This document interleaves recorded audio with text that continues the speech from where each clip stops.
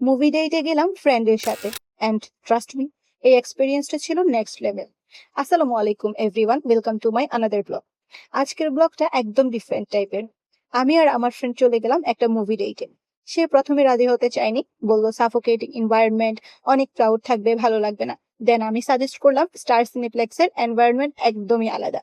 তোমরা যারা বালিয়ারকেটের সিনেপ্লেক্সে গিয়েছো তারা জানো, এটা একটা রয়্যাল ফিল দেয়, like classy and peaceful vibe একটা। চলো আজকে আমার পুরো এক্সপিরিয়েন্সটা শেয়ার করি। অনলাইনে টিকিট পারচেজ করেই আমরা চলে গিয়েছিলাম বরবাদ মুভি দেখতে, যেটা স্টার্ট হয়েছিল 4:40 PM এ। আমি একটা লার্জ ম্যাজিক মশলা পপকর্ন আর কোল্ড ড্রিঙ্ক নিয়ে গেলাম। বাই দা ওয়ে, এখানে বাইরের কোনো ফুড অ্যালাউড না। ম্যাজিক মশলা পপকর্নের টেস্টটাও ছিল লিটারালি ম্যাজিকের মতোই। থিয়েটারে ঢুকে বসলাম, আর তোমরা দেখতেই পাচ্ছ এনভায়রনমেন্টটা কতটা কোজি অ্যান্ড প্রিমিয়াম ফিল দেয়। এরকম clean, calm and comfortable atmosphere আমরা অনেক থিয়েটারেই পাই না। একটা মুভি ফোনে দেখার সাথে থিয়েটারে দেখার মধ্যে আকাশ পাতাল ডিফারেন্স। সাউন্ড কোয়ালিটির কথা কি বলবো, একবার মনে হলো যেন সাকিব খান আমাদের সামনেই ফাইট করতেছে। Just kidding. Movie experience, sound quality, seating, lighting, snacks সবকিছুই ছিল একদম পারফেক্ট।